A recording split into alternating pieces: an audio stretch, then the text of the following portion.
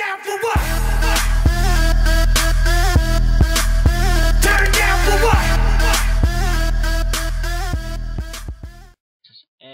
Σήμερα έχουμε ένα PC build. Θα κάνουμε ένα PC το οποίο έχει τη τιμή κονσόλας. Δηλαδή, έχετε ακούσει για πολλά PC. Εδώ πέρα βλέπετε το 380 ευρώ που λένε πως είναι τούμπαν. Από ένα πολύ καλό κανάλι, έχει 7 βίντεο παρόλα, αλλά δεν μας πειράζει. Κάντε subscribe και σε αυτούς. Τον έναν το έπαιζα Minecraft με αυτόνα και συνεχίζουμε, και το άλλο το PC το Gravers. Μπορώ να παραδεχτώ και τα δύο PC είναι σαν κονσόλες, είναι πολύ καλά. Μπορεί να περνάνε και τις κονσόλες. Λοιπόν, οι δύο χρησιμοποιούν αυτή την ιστοσελίδα visionstudio.gr. Εγώ έκανα μια καλύτερη έρευνα αγοράς και πήγα από το ISO.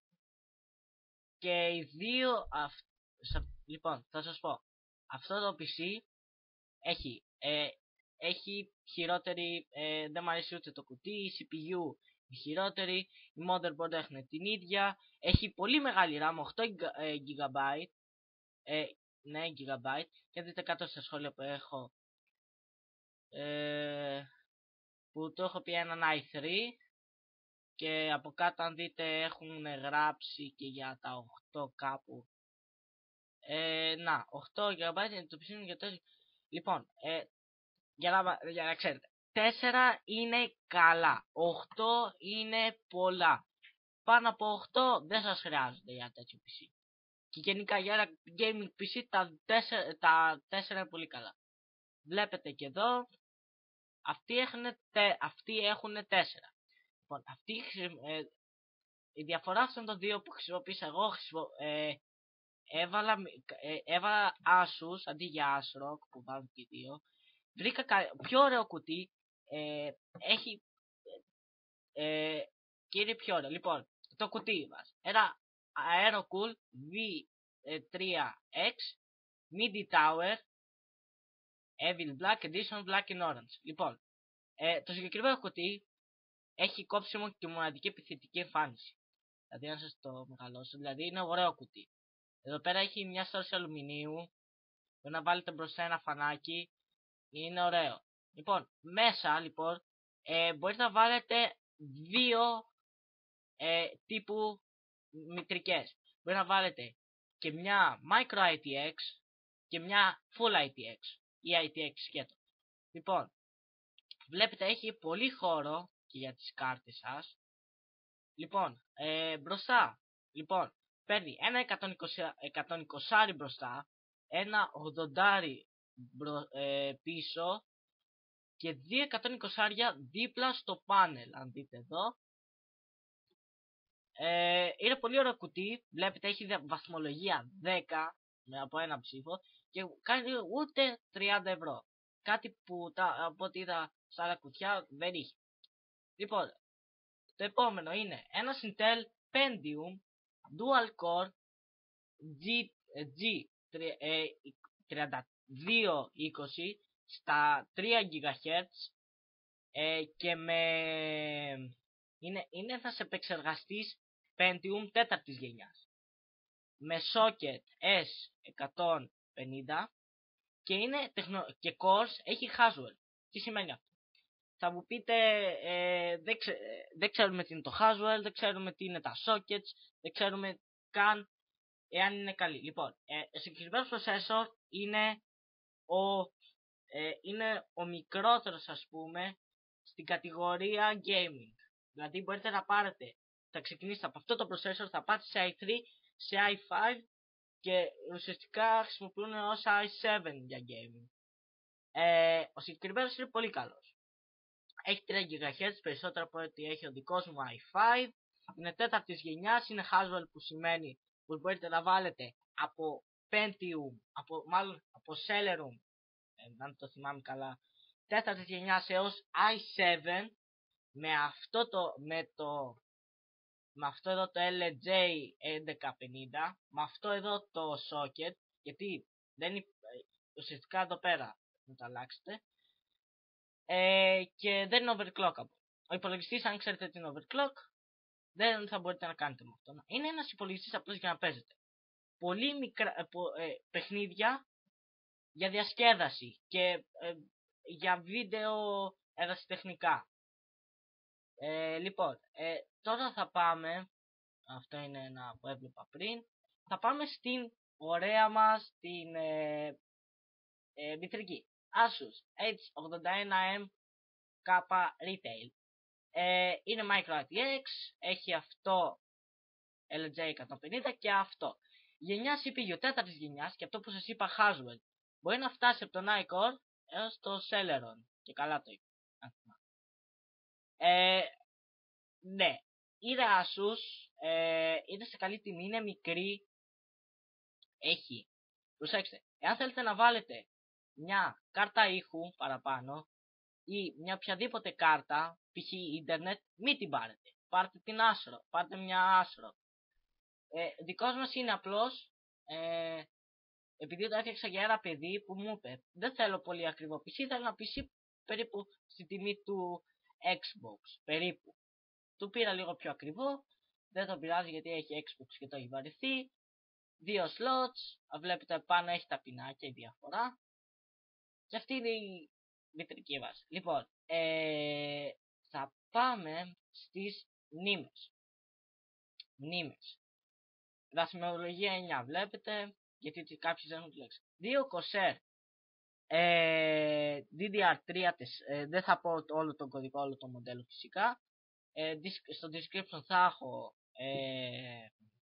θα έχω όλα, τα πάντα. 4 GB 2 διάρες δηλαδή, PCI 3 μπλα μπλα μπλα μπλα, στα 1333 MHz. Λοιπόν, 42 ευρουλάκια, πολύ καλή τιμή, πολύ καλά από ό,τι έχω ακούσει, από ό,τι έχω διαβάσει και εδώ, γιατί εγώ δεν είμαι expert. Και αυτά, δηλαδή είναι καλά. Το καλό είναι πως αυτός ο υπολογιστής είναι και φτηνός, αλλά και upgradable. Τι σημαίνει αυτό? Αν δεν ξέρετε αγγλικά, μπορείτε να το αναβαθμίσετε, του βάλετε π.χ. μια, εάν θέλετε ακόμα και Titan, μπορείτε να του βάλετε απάνω με ένα καλύτερο τροφοδοτικό, που πιστεύω είναι πολύ καλό. Αν πάρετε το 650, το συγκεκριμένο που θα έχω. Και πάμε στο επόμενο, στην κάρτα γραφικών. Η Sapphire Radeon R7 502 GB. Ωραία καρτούλα, καλή από ό,τι είδα σε reviews, παίζει τα περισσότερα παιχνίδια στο medium προς high. Τα παίζει σίγουρα Watch Dogs, πιστεύω. Πάντως δεν είναι overclockable. Άρα όσοι ξέρετε να κάνετε overclock, μην προσπαθήσετε, αλλιώς θα τον κάψετε όλο τον υπολογιστή. Και πάμε τώρα σε κάτι βασικό που πιστεύω πως είναι καλό και πολύ από τους καλύτερους σκληρούς. Western Digital Caviar Blue 1 τέρα. Θα μου πείτε γιατί 1 τέρα? 1 τέρα γιατί 1 τέρα είναι πάρα πολύ. Λοιπόν, θα πάμε πίσω. Όχι, θα μείνουμε στη σελίδα. Εάν θέλετε παίρνετε το 500, που είναι καυτός καλός. Εγώ διάλεξα για το φίλο μου 1 τέρα. Μου είπε 1 τέρα, 1 τέρα. Οκ, του είπα οκ. Λοιπόν, Caviar Blue. Γιατί Caviar Blue? Γιατί έχω διαβάσει τα καλύτερα για αυτούς. Αν δείτε και στο βίντεο των Graymers, έχει Caviar Blue και συστήνει Caviar Blue και είναι καλός. Και πάμε τώρα. Έχουμε προβληματάκι λίγο και με το ίντερνετ, δεν μας πειράζει. Και πάμε τώρα στο τελευταίο και στο καλύτερο μέρος για μένα. Το αγαπημένο μου εταιρεία τροφοδοτικού. Corsair VS Series VS550. Πάρα πολύ καλή εταιρεία. Έχω ακούσει τις καλύτερες γνώμες και Και όχι επειδή βλέπω gamers και τους. Απλώς ένα παιδί έχει ένα τέτοιο. Και δεν του κάηκε. Και ένα παιδί που είχε σχεδόν και περισσότερα από ένα πιο φτηνό, του κάηκε από ένα overclock που έκανε. Γιατί αυτοί οι φίλοι μου κάνουν overclock. Λοιπόν,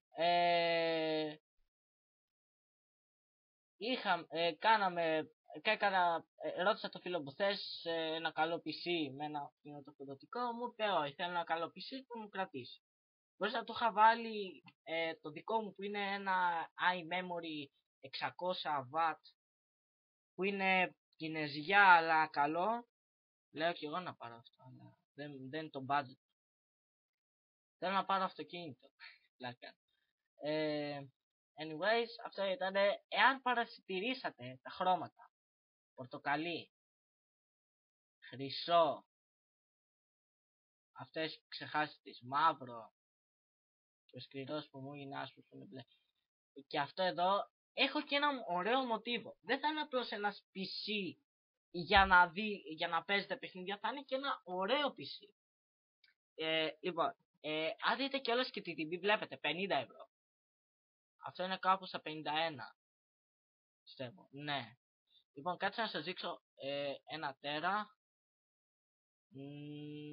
Ναι, αυτό είναι στο Cabin Blue, 1 τέρα. Τελικά είναι πιο ακριβώς.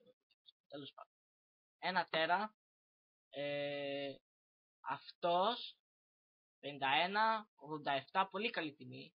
42, 44, 50 και 29. Το πιο φθηνό είναι το κουτί φυσικά. Θα μου πείτε τώρα πόσο κάνουν όλα αυτά. Το eShop έχει ένα πράγμα που λέγεται Build to Order, που μπορείτε να το βρείτε πηγαίνοντας στους υπολογιστές, PC Configuration. Βάζετε τα πραγματάκια που βρίσκεται και βλέπετε τη τιμή χωρίς ΦΠΑ. Βλέπετε πως είναι χωρίς ΦΠΑ πανφθηνό. Δηλαδή 289 ευρώ παίρνετε, ούτε δεν το παίρνετε το Xbox. Και πάμε εδώ κάτω και βλέπουμε σύνολο μαζί με το ΦΠΑ που είναι 66 ευρώ, 356 ευρώ και 7 λεπτά. Χαίρετε τα λεπτά. Είναι περίπου το PC των 360 ευρώ. Μείον 20 ευρώ. Αν έβαζα άλλο ένα 20 ευρώ, πιστεύω, αν έπαιρνα έναν i3 που είναι καλύτερος, πιστεύω, σε αυτά τα configuration θα ήταν πολύ καλός υπολογιστής. Δηλαδή θα πιάνει και το δικό μου, που έχω έναν i5 280. Λοιπόν, τώρα θα πάμε, συγγνώμη που τα βλέπετε, θα πάμε και θα δούμε πόσο κάνει ένα Xbox 3, είχε εδώ, θα πάμε ηλεκτρικές συσκευές, όχι, δεν ξέρω κιόλας γιατί δεν έχω ψάξει εδώ, όχι στους υπολογιστές, ηλεκτρονικά παιχνίδια ωραία, PC games όχι, πάμε σε ένα Xbox 360 και σε ένα PlayStation 4.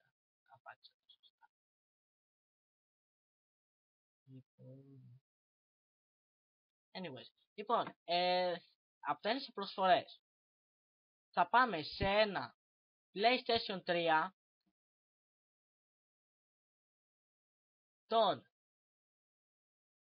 να βάλουμε ένα καλό PlayStation 3. Ας πούμε, και αυτό εδώ να πάρω. Αν πάμε αυτό εδώ, 209 ευρώ. Λοιπόν, είναι 12 GB, δεν χωράει τίποτα. Όμως, το 500 GB που ουσιαστικά μου ούτε πιάνει, το σκληρό το δικό μας, είναι στα 255 ευρώ. Πες 280. Έχουν περίπου 100 ευρώ διαφορά, αλλά η ποιότητα που θα έχει το μηχάνημα αυτό και δυνατότητα που θα έχει, ουσιαστικά περνάνε τα γραφικά του PlayStation. Τα έχω δει, είναι καλά. Πρώτον, Δεύτερον, το PlayStation θα είναι stock. Stock σημαίνει πως ούτε μπορείτε να βάλετε καλύτερο, να βάλετε καλύτερα πράγματα μέσα, γιατί ουσιαστικά έχει έναν APU. Ένας APU είναι ένας επεξεργαστής μαζί με μια κάρτα γραφικών σε ένα chip, και ουσιαστικά είναι παλιά τεχνολογία. Ουσιαστικά το συγκεκριμένο είναι next gen.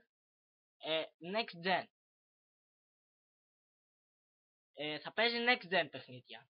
Next gen παιχνίδια είναι γραφικά τέλεια. Λοιπόν, πάμε να δούμε και πόσο κάνει το PlayStation 4. Γιατί πάμε με τη Sony με ένα PlayStation 4, βλέπετε τιμή. Αυτά ήταν σήμερα από μένα. Ελπίζω να ευχαριστήκατε το βίντεο. Ελπίζω να γράψετε και στα σχόλια εάν κάνω κάποιο λάθος ή αν δεν λέω κάτι σωστά και θέλετε να με διορθώσετε. Κάντε subscribe σε αυτά τα δύο κανάλια. Θα έχω όλα τα πράγματα στο description.